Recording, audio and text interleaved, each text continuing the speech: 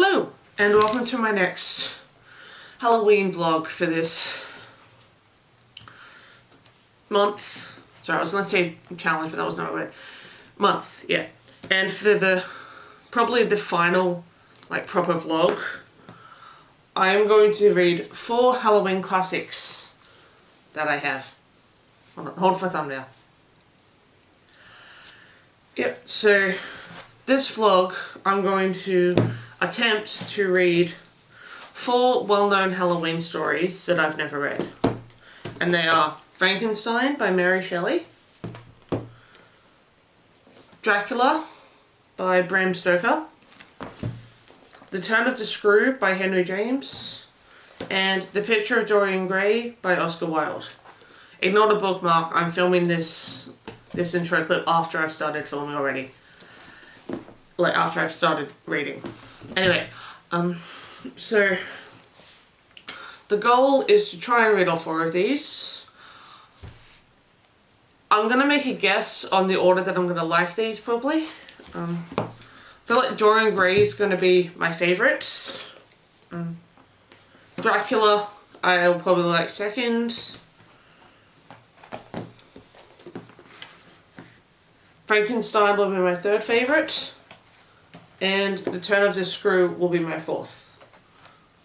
Will this stay that way? Who knows? But I have already started filming my reactions. And so I will cut to future / past me to start this vlog. Bye.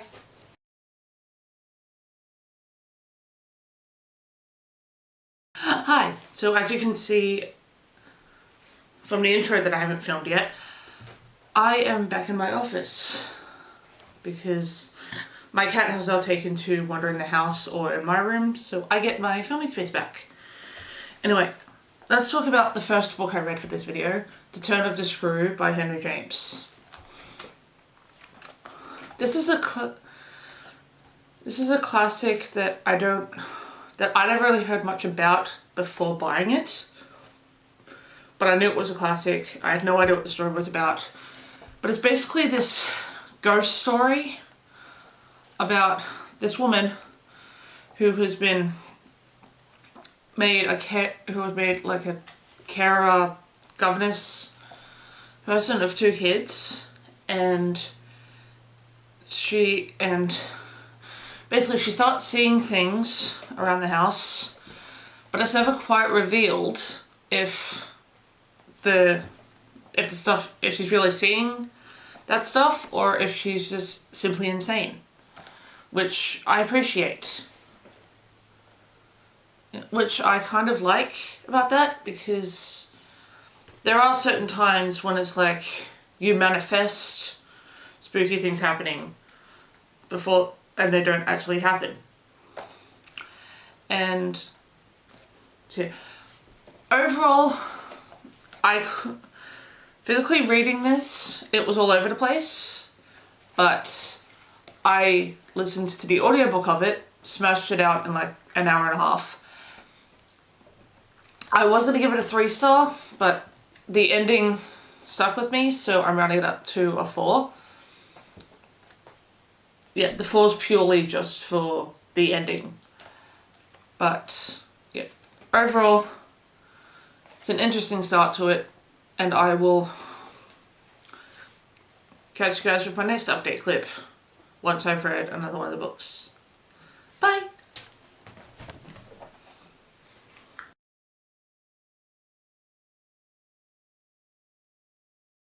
Do this clip from here because I can't be bothered getting up. Anyway, I have started The Picture of Dorian Gray by Oscar Wilde. I'm only 1 chapter in, but I'm actually really into this story so far. And yes, not much is... Yeah. We've literally started straight away with the main character, whose name I'm not sure of because it's first person, so it always goes by I, blah blah blah. And I think it's Basil is the name that I've heard. in relation to this character. But basically, the main character, whatever his name is, thinks of Dorian Gray as his muse, and also thinks he's in love with Dorian Gray so far. And I do so he's painted Dorian Gray's portrait, so he has the picture of Dorian Gray. And he's he seems to, by the sounds of it, he seems to have fallen in love. He seems to have fallen in love with Dorian Gray, but he is calling it friendship. And but yeah, overall, it was a really good first chapter. I like it. And what I like about this book is that there's certain points where it says a reference, like it puts a star at a reference or a number, and then down the bottom it tells you what that is. So like the face of Antinois is, and Antinois was the favorite page boy of the Roman Empire, Hadrian. So yeah, I appreciate that it's put references in so that you know who is or what the reference means. Overall, I'm enjoying this book so far. And I think this is Oscar Wilde's only like novel, according to the back. Oh yeah, the character's name is Basil. It says on the back here. Yeah, so Basil.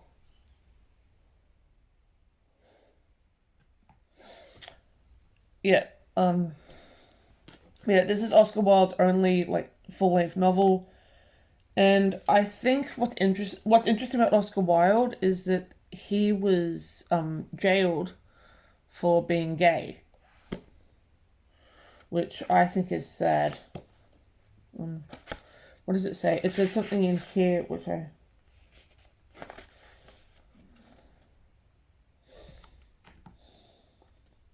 Yeah, it says, in a trial on charges of his gay leanings, Oscar Wilde unsuccessfully defended himself and faced 2 years hard labor. And then... So he went to jail. He went to detention for being gay, and his concern by writing a play, and then he died. He died suddenly in France at 46. So yeah, he didn't really have the best luck, did he? So I'm almost positive this is going to be like an LGBT type story because, yeah, I don't know why, but I feel like that. Mainly because I'm pretty sure that the main character Basil's in love with Dorian Gray. And if he's not, I'm just making it up. But overall, this has been pretty enjoyable so far, and I will keep you posted. Peace. Okay, and it's a couple hours later.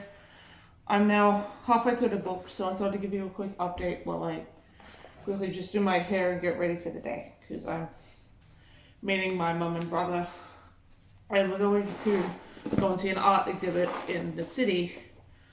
I probably won't vlog much of that because I'll be with my mum and brother, and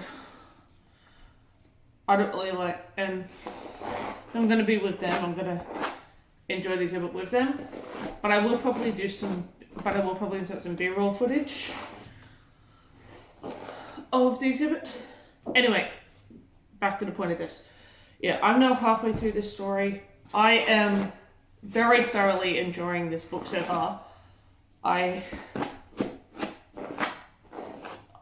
love the fact that it shows that the portrait is changing its appearance, which by default is changing Dorian's personality.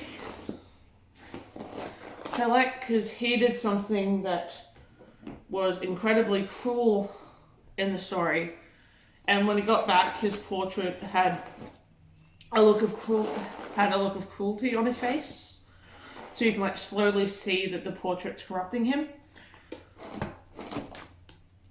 which I enjoy. And the characters in the book are a mix. I'm loving all the characters because they have definitive character traits. There's one character who is purely there to help corrupt Dorian in terms of personality and opinions about stuff. And then you still have the main character of Basil. Oh, sorry, not the main character. You have the character of Basil, who is trying to encourage Dorian Gray to do good. So it's kind of like a devil angel on your shoulder kind of situation. And it's just got to the point where Dorian probably realizes that, because Dorian has noticed that the look has changed on the portrait, and he realizes that maybe he shouldn't have done that act that he did, and he wants to try and make amends for it. I can't have it. That'll do. Yeah, so I'm really liking the fact that they incorporate a bunch of different characters and objects into Dorian's character development. I'll read the end of the chapter I just finished because it was very well done, and it emphasizes what what Dorian's mindset is at this point.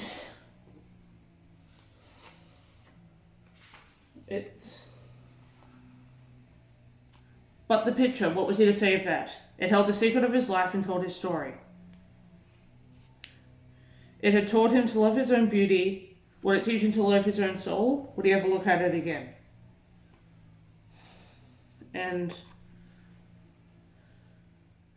then a paragraph later it says, a sense of infinite pity, not for himself, but for the painted image of himself, came over him. It had altered already and would alter more. Its gold would wither into grey, its red and white roses would die. For every sin that he committed, a stain would fleck and wreck its fairness, but he would not sin. The picture, changed or unchanged, would be to him the visible emblem of conscience. Why was it so hard to say? He would resist temptation. He would not see Lord Henry anymore. Lord Henry was the one that's been corrupting him. Would not at any rate listen to those subtle poisonous theories that in Basil Hallward's garden had first stirred within him the passion for impossible things.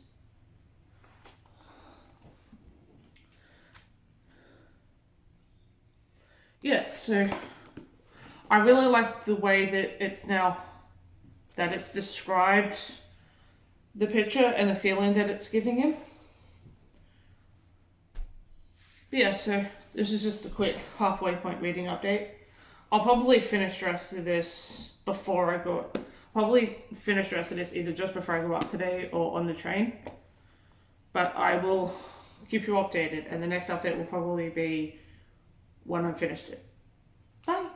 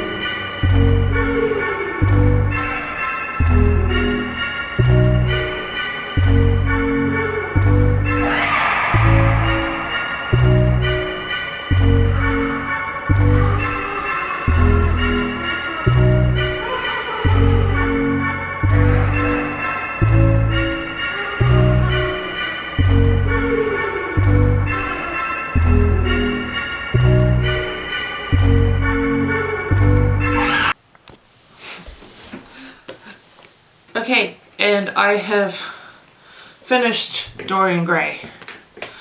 My God, was this a fantastically written book. The story itself is a story of morality, There is a fair amount of religion in it. Well, not a fair amount, but there's a small amount of religion. And just his descent slowly into madness and fighting with this corrupted side of himself. My god, this was so well written, and it's 100% a 5-star read. And yeah, brilliant characters, brilliant story, brilliant context. Yeah, so Dorian Gray is basically, he's quite like morally grey. Like, he tries to be on the side of good, but he keeps getting corrupted by this picture of himself that has been painted. And like, he doesn't age, but his picture does. And if he like sins or does something that corrupts his soul, the image changes, like parts of it disappear and stuff like that. But overall, this was a fantastically well done book. I literally read it in the span of one day.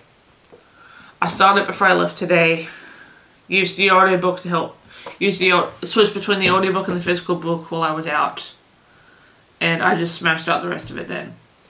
So yeah, 5 out of 5. Great book. I will say one last thing. The footnotes in this book, like having the asterisks and then the definition at the bottom, really helped because I didn't want to, because I normally have to look up big words. Yeah, I don't have to look up big words, so this saved me having to do that. But yeah, great book, 5 out of 5. Let's move on to the next one.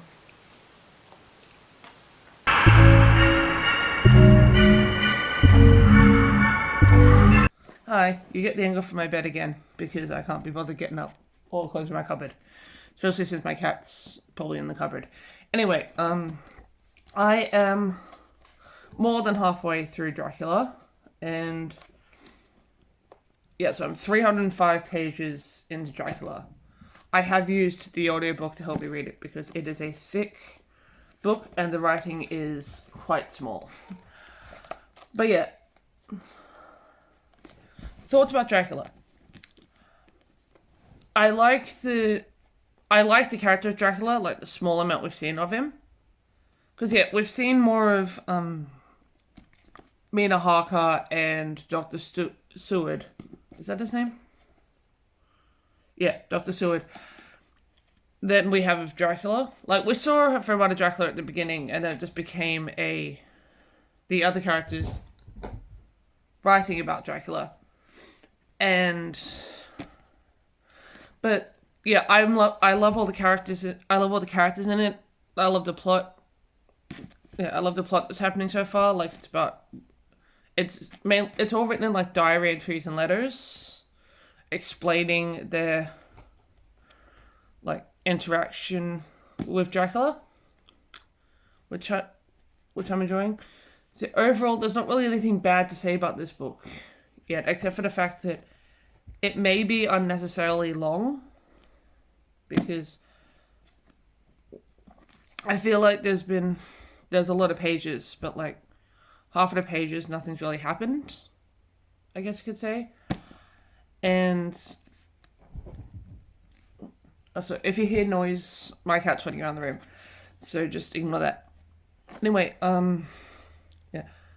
yeah, so that's my only complaint, is that it's probably a little bit longer than it needs to be, because it gets the point across. It gets the point across about the story. I just feel like it might be a bit too long. Anyway, I'll keep you updated when I've read more or listened to more.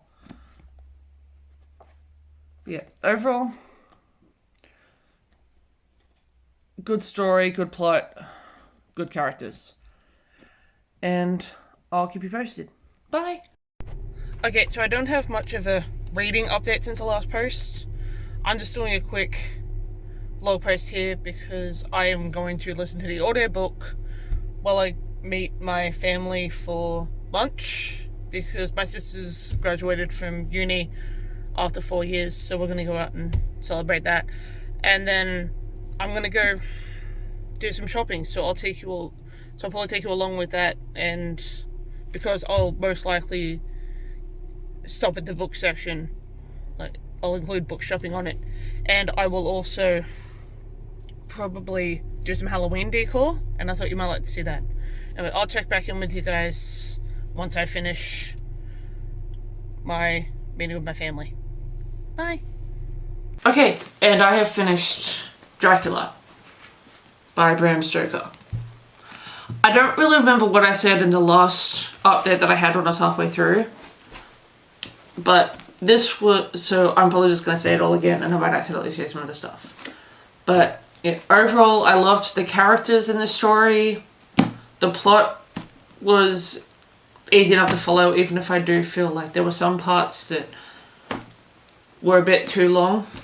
I feel like this book probably could have been, honestly, I feel like this book probably could have been about 100 pages shorter, because there was just like a lot of filler writing that I didn't think it needed. But yeah, I did actually quite like the story though. So, ow. Ow. Yeah. Anyway, yeah, I do like this story, and I think it was well done, and it was written. It was written years ago, so it definitely matches the time that it was written for. I just feel like it probably could have been a bit shorter, because this was 500 pages, but I feel like some of it was probably just a bit too much of nothing happening in it. But overall, good story.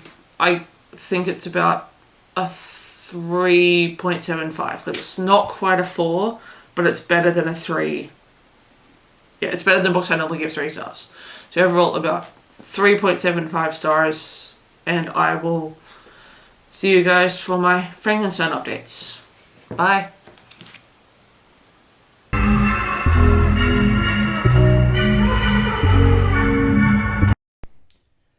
Hi, so I am here to give you an update on my last book for this vlog, Frankenstein by Mary Shelley. Now, I intended to read this book before I read the last book I updated you on, but the audiobook that I had, the narrator was god awful, and I didn't pay any attention to the story. So I found a new audiobook with a different narrator, and now I've caught up to where I was up to in the last audiobook, but I actually listened this time because the narrator's voice wasn't excruciatingly annoying. Anyway, my initial thoughts on Frankenstein. I am 77 pages in, but I finished volume 1 apparently, because it's about to go into volume 2, and the chapter's going to restart, so there's no point in going by chapter numbers. Anyway, initial thoughts. I am liking the story. I'm not liking that the monster was basically abandoned by Victor because the monster was ugly or wasn't as good looking as he was hoping. I haven't experienced much about the relationship between Dr. Frankenstein and his monster. And yes, I'm drinking out of my Halloween mug as I tell you this. But I am liking the story because the relationships between the characters is well thought out, well introduced, and yeah, I don't have enough of an opinion about the characters too much yet. Especially I don't really have that much of an opinion about Victor Frankenstein, but I do like Elizabeth Frankenstein at the moment. The story, like the plot, I'm actually quite liking. I think it's quite well done, and it's well written. And out of the classics, aside from Dorian Gray, it's the only one I actually understand, because the old-fashioned writing in Dracula really threw me off. Well, I mean, a lot of that stuff about that book threw me off, as you would have seen. But overall, it's a good read so far. And so I will keep you posted. once I've read some more of it. Bye. Okay, hello. I fell with my camera in the wrong spot, but it's fine. Anyway, I have finally finished Frankenstein by Mary Shelley.